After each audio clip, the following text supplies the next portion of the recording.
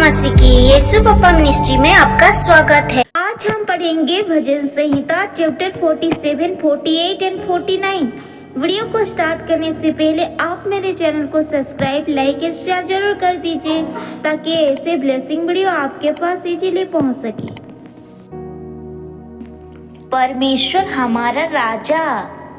हे देश देश के सब लोगों तालियां बजाओ, उच्च शब्द से परमेश्वर के लिए जय जयकार करो, क्योंकि यहोवा परम प्रधान और भय योग्य है।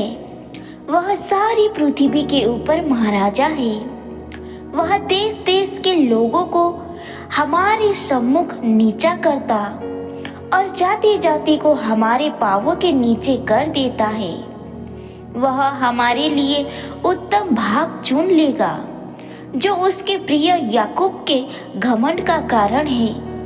परमेश्वर जय जयकार सहित यहोवा नरसिंगे के शब्द के साथ ऊपर गया है। परमेश्वर का भजन गाओ, भजन गाओ, हमारे महाराजा का भजन गाओ, भजन गाओ, क्योंकि परमेश्वर सारी पृथ्वी का महाराजा है।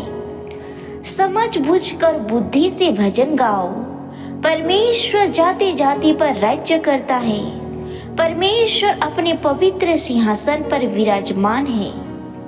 राज्य राज्यों के रईस अब्राहम के परमेश्वर की प्रजा होने के लिए इकट्ठे हुए हैं, क्योंकि पृथ्वी की ढाले परमेश्वर के बस में है। वह तो शिरोमणि है।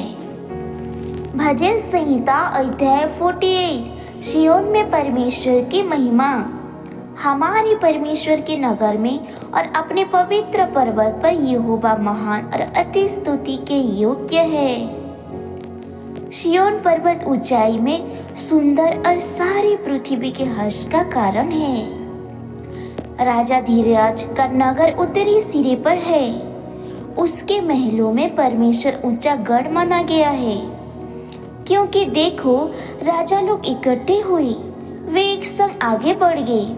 उन्होंने आप ही देखा और देखते ही विस्मित हुए। वे घबरा कर भाग गए। वहाँ कँपकँपी ने उनको आ पकड़ा और जचा के सी पीड़ाएं उन्हें होने लगी।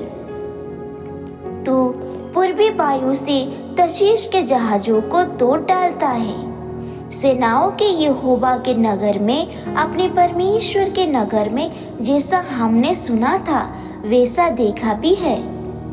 परमेश्वर उसको सदा दृढ़ और स्थिर रखेगा। हे परमेश्वर, हमने तेरे मंदिर के भीतर तेरी करुणा पर ध्यान किया है।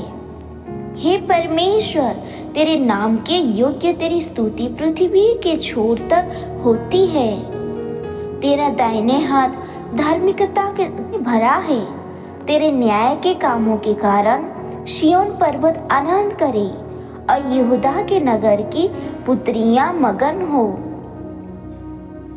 सिय्योन के चारों ओर चलो और उसकी परिक्रमा करो। उसके गुम्मटों को गिन लो। उसकी शहरपनाह पर दृष्टि लगाओ। उसके महलों को ध्यान से देखो, जिससे कि तुम आने वाले पीढ़ी के लोगों से इस बात का वर्णन कर सको, क्योंकि वह परमेश्वर सदा सर्वदा हमारा परमेश्वर है। वह मृत्यु तक हमारी अगुवाई करेगा। भजन संहिता अध्याय 49। धन पर भरोसा रखने की मूर्खता। हे देश देश के सब लोगों यह सुनो। हे संसार के सब निवासियों कान लगाओ। क्या ऊंच, क्या नीच, क्या धनी, क्या दरिद्र, कान लगाओ।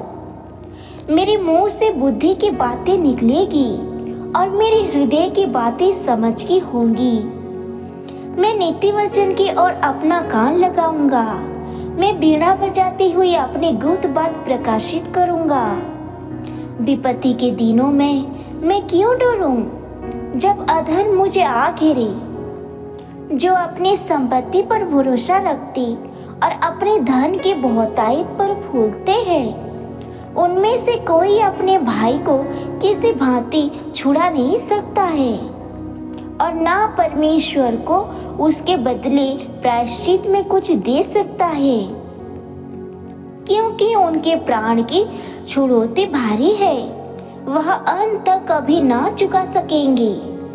कोई ऐसा नहीं जो सदैव जीवित रहे और कब्र को ना देखे, क्योंकि देखने में आता है कि बुद्धिमान भी मरते हैं और मूर्ख और पशु शरीके मनुष्य भी दोनों नाश होते हैं और अपनी संपत्ति दूसरों के लिए छोड़ जाते हैं। वे मन ही मन यह सोचते हैं कि उनका घर सदा स्थिर रहेगा और उनके निवास पीढ़ी से पीढ़ी तक बने रहेंगे। इसलिए वे अपनी अपनी भूमि का नाम अपने अपने नाम पर रखते हैं, परंतु मनुष्य प्रतिष्ठा पाकर भी स्थिर नहीं रहता।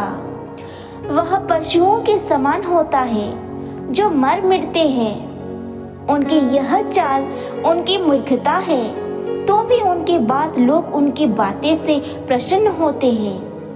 वे अधलोक के मानो भेड़ों का झुंड ठहराए गए हैं। मृत्यु उनका गडरिया ठहरेगा और भोर को सीधे लोग उन पर प्रभुता करेंगे और उनका सुंदर रूप अधलोक का घोर हो जाएगा और उनका कोई आधार ना रहेगा। परंतु परमेश्वर मेरे प्राण का अधलोक के वश से छुड़ा लेगा। वह मुझे ग्रहण करके अपनाएगा। जब कोई धनी हो जाए और उसके घर का वैभव बढ़ जाए, तब तो भय ना खाना, क्योंकि वह मरकर कुछ भी साथ ना ले जाएगा, ना उसका वैभव उसके साथ कब्र में जाएगा। चाहे वह जीते जी अपने आप को धन्य कहता रहे।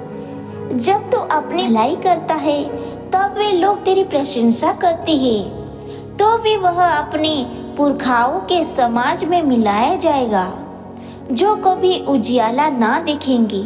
मनुष्य चाहे प्रतिष्ठित भी हो, परंतु यदि वे समझ नहीं रखते, तो वे पशुओं के समान हैं जो मर मिटते हैं।